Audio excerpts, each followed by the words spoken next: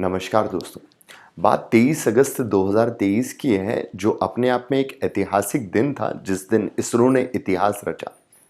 इतिहास में इसरो ने अपना चंद्रयान 3 मिशन कंप्लीट किया और soft landing south pole of moon पर करवाने में सफल रहा। एक्चुअल में ये लैंडिंग उस जगह पर इसलिए करवाई गई क्योंकि चंद्रयान फर्स्ट जो 2008 में भेजा गया था, जिससे हमें ऐसा साक्ष्य नजर आया था जो यह दर्शाता था कि साउथ पोल पर अवेलेबिलिटी ऑफ वाटर प्रेजेंट है। उसी खोज को और आगे करने के लिए इसरो ने यह मिशन लॉन्च किया था। इस मिशन के वहां पहुंचते ही एक दिन बाद 24 अगस्त को प्रज्ञान रोवर लैंडर से बाहर निकल के आता है और अपनी खोज शुरू करता है।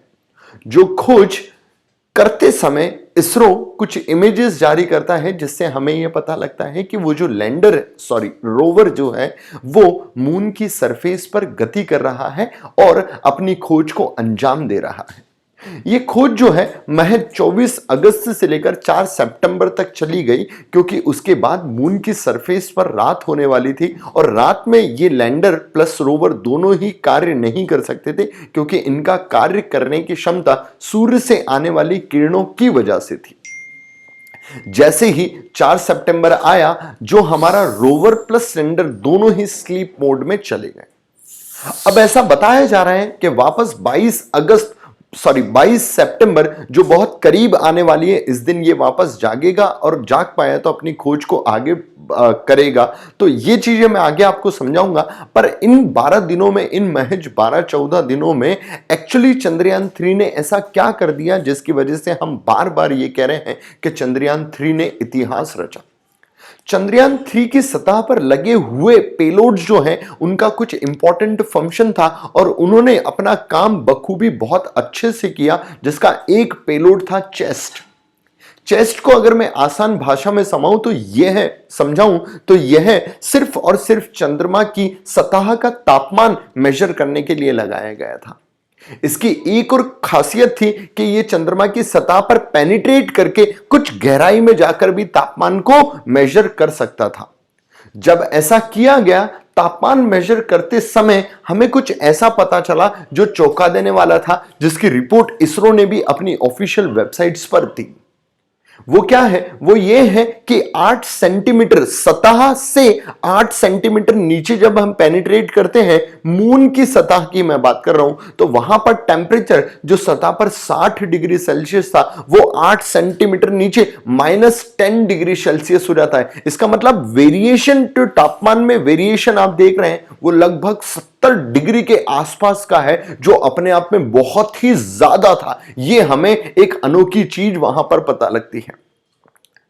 एक्चुअल में अगर पृथ्वी के कंपैरेटिवली मैं आपको बताऊं, तो पृथ्वी की सतह पर 32 मीटर अंदर जाने पर 1 डिग्री टेम्परेचर में परिवर्तित होता है, और इतना बड़ा टेम्परेचर डिफरेंस जो मून की सतह पर है, तो ऑब्वियस सी बात आप समझ पा रहे होंगे कि ऐसे बहुत सारे क्रिटिक्स हैं जो आने वाले समय में मून की सतह पर सामने आने वाले हैं।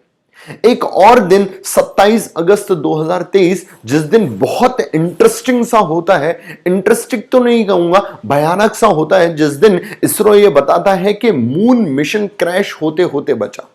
क्यों? क्योंकि जो हमारा रोवर था, जब वो मून की सतह पर मूव कर रहा था, तो उसके सामने एक बड़ा भयानक 4 मीटर चौड़ा गड्ढा आ जाता है, जिसमें वो गिरते गिरते बचता है, जिसकी वजह से उसे वापस अपने पीछे की तरफ आना शुरू होता है, जिसकी इमेज इसरो अगेन जारी करता है। फिर वो अपना रास्ता बदल के अपनी खोज को अंजाम देता हुआ नजर आता है।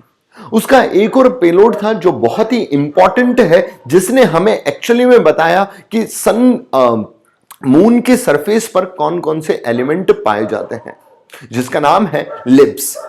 लिब्स जो है, वो नाम से ही आपको मैं समझाऊंगा आसान भाषा में कि वो लेजर इमिट करता था अपने अंदर से।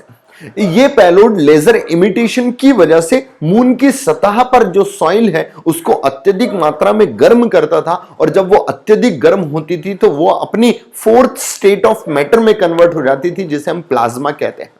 जो प्लाज्मा के आयंस जब एटमॉस्फेयर में फैलते थे तो उन आयंस को ये रीड करता था, क्योंकि आयंस के द्वारा इंड्यूस्ड किया जाता है किसी टाइप का कलर, और उस कलर से हम फाइंड आउट कर सकते हैं कि कौन सा कलर किस एलिमेंट के द्वारा दिया जाएगा। इस वजह से हमें पता लगता है कि मून की सरफेस पर कौन कौन से एलिमेंट प्रेजेंट हैं, कौन कौन से तत्व प्रेजेंट हैं। इससे पता लगकर हुआ क्या, इससे पता लगकर एक बहुत ही बड़ा चमत्कार हो गया, जो हमें पता लगा कि मून की सरफेस में सल्फर भी है, सिलिका भी है, मैग्नीज भी है और सबसे महत्वपूर्ण ऑक्सीजन भी है। इसी समय इसरो के द्वारा ये जारी किया गया कि ऑक्सीजन का कंटेंट अगर हम आम भाषा में समझाएं तो वो इतना है कि 8 बिलियन लोग एक साल तक भी अगर वहां रहें तो वो ऑक्सीजन उनके लिए पर्याप्त मात्रा में है। इसका मतलब आप समझ पा रहे होंगे कि उसकी सरफेस पर ऑक्सीजन का अमाउंट कितना है। एक और इंटरेस्टिंग चीज मैं आपको बताना चाहूंगा कि अर्थ की सरफेस, जिसे हम क्रस्ट कहते हैं, उस पर भी ऑक्सीजन अबंडेंट मात्रा में प्रेजेंट है। अगर मैं आसान भाषा में ये कह दूं कि सरफेस पर सबसे ज्यादा पाए जाने वाला तत्व कौन है, तो वो ऑक्सीजन ही है। ऐसे ही मून पर भी है। उसी समय नासा पीछे नहीं हटता है और नासा भी अपनी एक रिपोर्ट जारी करता है जिसमें वो बताता है कि जो हम लूनार सॉइल लेके आए थे, अपने जब हमारा मिशन किया था और हम लूनार सॉइल वहां से लाए थे, उसमें जो ऑक्सीजन थी उसको हमने एक्सट्रैक्ट करने की प्रोसेस बना ली है। इसका मतलब जब कभी भी अगर हम इन फ्यूचर स्पेस मिशंस करते हैं मून की तरफ और मून पर अपन रह के कुछ स्टडी करने की कोशिश करते हैं, तो वहां की ऑक्सीजन हमारे लिए बहुत इंपॉर्टेंट हो सकती है, क्योंकि उसी ऑक्सीजन को एक्सट्रैक्ट करके हम अपनी लाइफ को सरवाइव कर सकते हैं और वहां पर आने वाली खोजों को अंजाम दे सकते हैं। इसके अलावा कुछ और पेलोड्स उसकी सतह पर लगे थे जो सिस्मिक एक्टिविटी के बारे में भी बताते हैं। सिस्मिक एक्टिविटी के बारे में पता इसलिए करना इंपॉर्टेंट था कि इन फ्यूचर जब कभी भी हम अपना modified version of Chandra mission भेजेंगे, जिसमें हम वहां पर परमानेंट रुक के कोई स्पेस स्टेशन अगर डेवलप करते हैं, तो स्पेस स्टेशन किस इंटेंसिटी का हमें डेवलप करना पड़ेगा, क्योंकि उसके सतह पर भी बहुत सारे अर्थक्वेक्स आते हैं। इसी चीज से हमें इनडायरेक्टली में यह भी पता लगता है कि मून वैसा ही बना हुआ है जैसा कि हमारी अर्थ, जो 3 डिफरेंट पार्ट्स में डिवाइडेड है, that is crust, mental and core. ऐसे ही मून के भी शायद क्रस्ट और मेंटल और कोर होंगे। क्लियर आउट हुआ? यहां तक आपको चीजें समझ में आई होंगी। इसके बाद एक और बड़ा इतिहास रचा जाता है इसरो के द्वारा, जो एक्चुअली में उसके मेन मिशन में पहले इन्वॉल्व्ड नहीं था, पर इसरो ने एक एक्सपेरिमेंट किया कि उसके लैंडर को उसने जहां शिव शक्ति पॉइंट पर उतारा था वहां से अपलिफ्ट किया अप टू 40 सेंटीमीटर्स, और उसके बाद अपलिफ्टेड फॉर्म में 40 टू 50 सेंटीमीटर दूर डिस्प्लेस करके किसी और जगह पर वापस प्लेस्ड किया। और वो ये करने में सक्सेसफुल भी रहा। जब वो ये सक्सेसफुल रहा तो इसरो ने अगेन ट्वीट करके सब लोगों को, भारतीयों को बताया कि इन फ्यूचर अगर हम कभी स्पेस मिशन करते हैं और ह्यूमंस को वहां भेजते हैं, और भेजने के बाद जब वो अपनी स्टडी पूरी कर लेंगे और वो अगर अर्थ की सरफेस पे आना चाहे तो उनका आना संभव है। क्लियर आउट हुआ?